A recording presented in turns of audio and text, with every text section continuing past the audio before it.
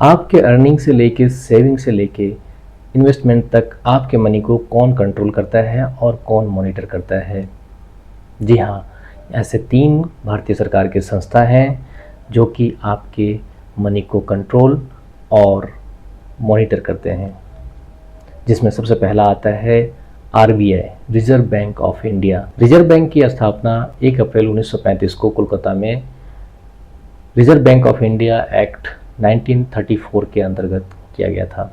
कुछ दिनों बाद 1937 में इसका जो हेडक्वार्टर है वो मुंबई शिफ्ट कर दिया गया। रिजर्व बैंक ऑफ इंडिया वित्त मंत्रालय के अंतर्गत काम करता है और ये पूरे इकोनॉमी को संभालने का काम करता है, कंट्रोल करने का काम करता है।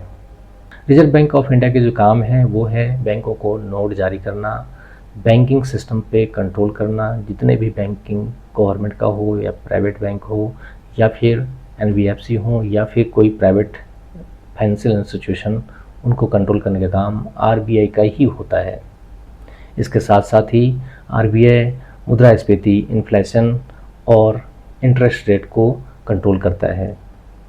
साथ ही जितने भी गवर्नमेंट के अकाउंट होते हैं वो सारे आरबीआई के पास ही होते हैं और विदेशी मुद्रा का जो भंडारण, संरक्षण वो आरबीआई ही करती है। कुल मिला के ये कह सकते हैं कि आरबीआई जो है, रिजर्व बैंक ऑफ इंडिया जो है, बैंकों का बॉस है और जितने भी इस तरह के इंस्टीट्यूशन हैं उनका बॉस है। दूसरी संस्था है IRDAI, insurance regulatory and development authority of India.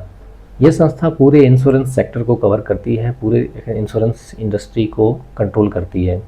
इसके तहत जो बीमा धारक होते हैं और इंश्योरेंस कंपनियां होती हैं, इनके बीच सही तालमेल बिठाने का काम करती है और उनके हितों की रक्षा का भी काम करती है।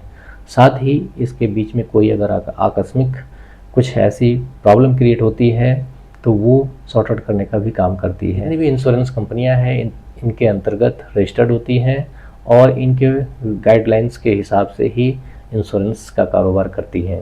ये संस्था आपके इंश्योरेंस के हितों की रक्षा करते हैं, चाहे वो लाइफ इंश्योरेंस हो या हेल्थ इंश्योरेंस हो या कार इंश्योरेंस हो या फिर फसल बीमा हो या फिर इंडस्ट्री के लिए इंश्योरेंस लिया गया हो या फिर आपका बिजनेस के पर्पज़ से इंश्योरेंस लिया गया हो। सभी इंश्योरेंस, सभी तरह के इंश्योरेंस को ये संस्था रेगुलेट करती है और कहीं ना कहीं ये संस्था हमारे जो इन्वेस्टमेंट है उस पर भी इम्पैक्ट डालती है, हमारे सेविंग्स पे भी इम्पैक्ट डालती है। बीमा सेक्टर में हो रहे अनियमितताओं को दूर करने के लिए ही इस संस्था की स्थापना 1999 में की गई थी और तब से ये पूरे इंश्योरेंस सेक्टर को रेगुलेट करती है। इसका मुख्यालय हैदराबाद में है और ये भी वित्त मंत्रालय के अंतर्गत काम करती है। और थर्ड जो संस्था है वो है सेबी। जी हाँ, आप लोग बहुत ज़्यादा शोर मचाते होंगे शेयर मार्केट बूम बूम, ये 2020 के बाद तो और ज़्यादा बूम बूम हो गया है। तो तीसरी संस्था है SEBI, security and exchange board of India. आपने शेयर मार्केट का नाम सुना होगा, म्यूचुअल फंड का नाम सुना होगा।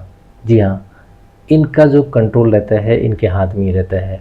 पूरे सिक्योरिटीज़ मार्केट का, पूरे पूंजी बाज़ार का इनके पास ही कंट्रोल है।